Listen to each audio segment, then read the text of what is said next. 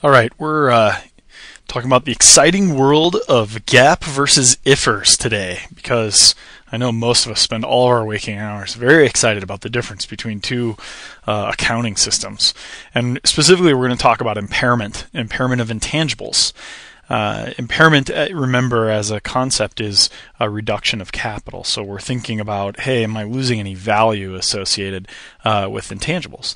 And before we get into the example number 4 around impairment of intangibles, let's talk about some of the basic ideas of impairment that are going to be important to remember when we look at this example. First of all, GAAP and IFRS are separate systems, so we're gonna think about these things separately when considering how much an asset is impaired or if it is impaired at all. And you'll notice that there's this process for determining whether or not something is impaired. And then there's also an impairment calculation over here where you've got US GAAP versus IFRS. You've got a different way of actually calculating impairment. So the first thing to remember is that there are different types of assets. There's finite, indefinite, that meaning they live forever, and then goodwill in terms of its own category. So each of these types of assets is going to have different rules associated with them. And short of remembering these things by heart, we'll use this chart to follow that. The frequency of the test of impairment usually happens annually, but in this case for finite assets under GAAP when indicators exist. But so you're looking at this annually, you're like, well, is this asset losing any value?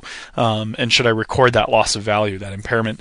So also, there's a determination process about whether or not you can even qualify to recognize that impairment. So, and those are different from GAAP versus US. And then also there's, after the determination, you actually have to calculate the impairment on the asset, and those are different as well. So we're going to run through, short of going through all those things, which we don't need to do in this video, we're going to run through a specific example of impairment around determination and calculation of a finite lived intangible asset. So of course that means that this thing stops existing at some point, so it's got a finite life. And the example we're going to use is Hasselhoff Holding Company, whose ticker is STUD, of course, because anything with David Hasselhoff, if it was public, that of course would be the symbol of his essence. It has a patent on new fingerprint security technology, of course, for installation incredibly awesome black Camaros. So that patent is finite, meaning it's going to expire at some point.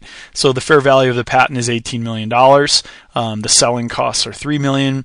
The present value of future cash flows is $16 million, and the sum of undiscounted future cash flows is $19 million. All that stuff's recorded on the bottom of the screen here. And STUD currently carries the patent at a value of $20 million on their books. So what we're trying to figure out here is, what journal entries would we have to prepare to record an impairment of the patent in GAAP and IFRS, and what would those differences be? So the first thing I ask myself is, what question should I be asking around this? And to me, those two questions are, what kind of asset is this, and does it even pass the determination test before I start worrying about calculating this at all? Because remember, there's a determination test associated with these things. So what kind of asset is this? Well, the problem tells us it's a finite lived, I don't even know how to say that, intangible asset, meaning it expires at some point because it's a patent. So by its nature, we know that that's what type of asset it is. So if I come back to my chart here as my notes, it's this type of asset, and there's, in GAAP only, I'm going to have to say, hey, I determine whether or not I can look at this impairment. I don't need to do that in IFRS unless the values are inappropriate, which we'll talk about in a second. But for GAAP, I have to do the recoverability test. And that, if you look at that, it's compare the carrying value to the sum of the undiscounted cash flows. So if I come back here and look at the carrying value, remember, I'm still just trying to determine whether or not this thing, I can even record impairment. So if I look at the carrying value, it's $20 million minus, remember, the sum of undiscounted cash flows. So I'm going to do minus 19 million is the sum of undiscounted cash flows. In this case, oh, I'm sorry, I've already got this up here. In this case, that leaves me with $1 million, so it passes the test. I've actually been impaired in that case. The amount that I'm carrying on my books, my undiscounted cash flows would give me less, so there's been a loss of value there. So it passes that threshold. So then I say, okay, I need to calculate, how am I going to calculate for GAAP? It's the carrying value less the fair value.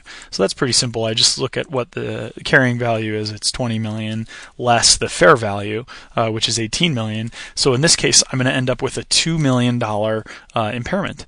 And so if I was going to record that in my journal, I'd say my impairment loss was 2 million against the patent. So that would be my answer for the GAAP situation as I went through what kind of asset is it, does it even pass the determination test? It did. And then what was the actual impairment? We're using fair value in that case according to GAAP to calculate the actual impairment. So let's look at IFRS. IFRS is going to be a little different here. So again, what kind of asset is this?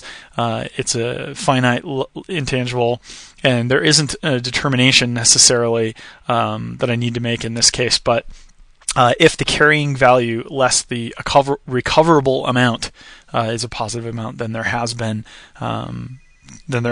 some impairment. So in this case, I say let's start with the carrying value. What's that? We already looked at this earlier. The carrying value is 20 million. So I say, okay, if I've got the carrying value less the recoverable amount here, let's see, the recoverable amount is the higher of either fair value less selling costs. So in this case, I'm saying fair value 18 less selling costs 3. So I've got 15 million.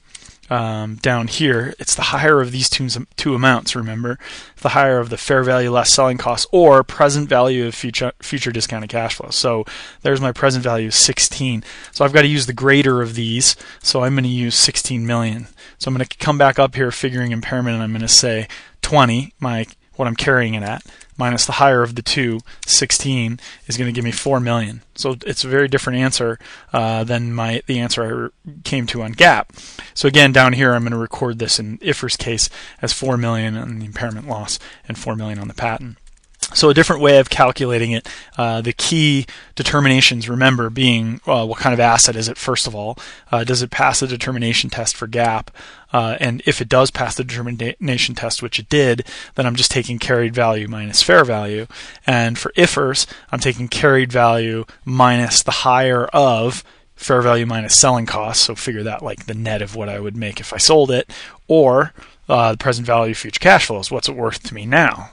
And in this case, present value of future cash flows is higher, so I end up with 4 million. So that's a pretty clear illustration of the difference between GAAP and IFRS when determining impairment for finite lived intangible assets. Probably didn't even say that right.